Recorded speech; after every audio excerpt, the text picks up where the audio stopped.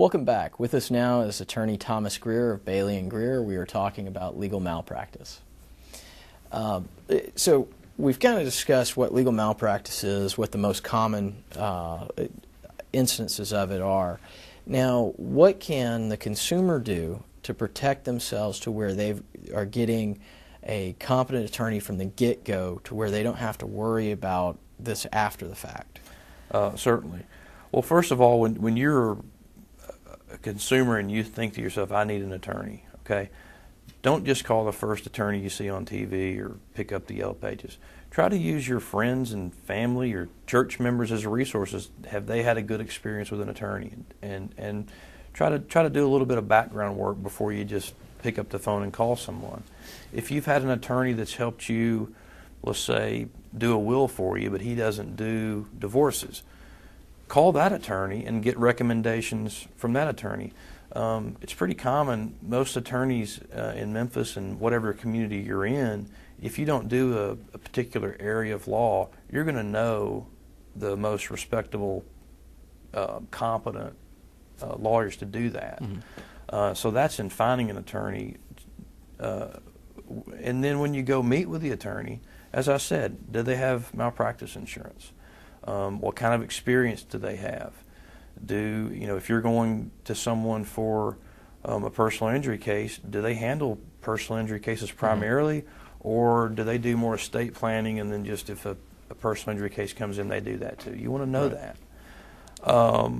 You want to, as we discussed earlier, you want to go over the scope of the work with the attorney. You want to make sure you understand, I'm hiring my attorney to do these things. He's not going to be handling my divorce. He's going to be handling this. Understand how you're going to pay for the attorney. Oftentimes, lawyers and clients get into disputes over bills. When a bill comes in, are you paying by the hour? Are you paying on a contingency fee, which is a portion of the recovery? How does the lawyer bill? Does the lawyer bill in quarters of an hour? Does he bill in tenth of an hour? You just really want to take a proactive approach in your case in hiring an attorney. Yeah, and I would say the one thing that I always suggest to people is if you haven't heard from your attorney in a while, just pick up the phone, call them, ask them what's going on. Exactly. If you do decide to hire an attorney, that's great advice. Stay involved. It's a two-way street. If your attorney calls you and asks you for something, you need to respond to them.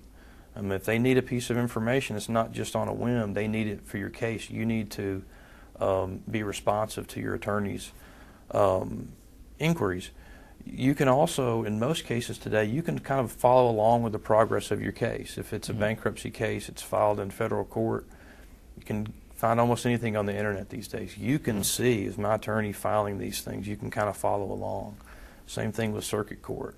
So again, you stay proactive, not only in hiring your attorney, but as the litigation goes on, just make it a priority to be involved and to just keep up on your case because it's your case.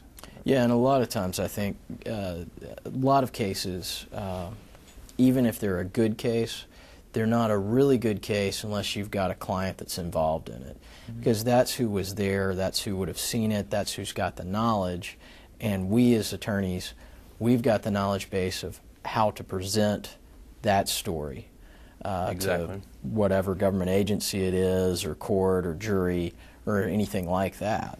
Right. Well, the attorneys were not there. The client was there. We can only present evidence if our client oftentimes provides us the means of supplying that evidence. So certainly.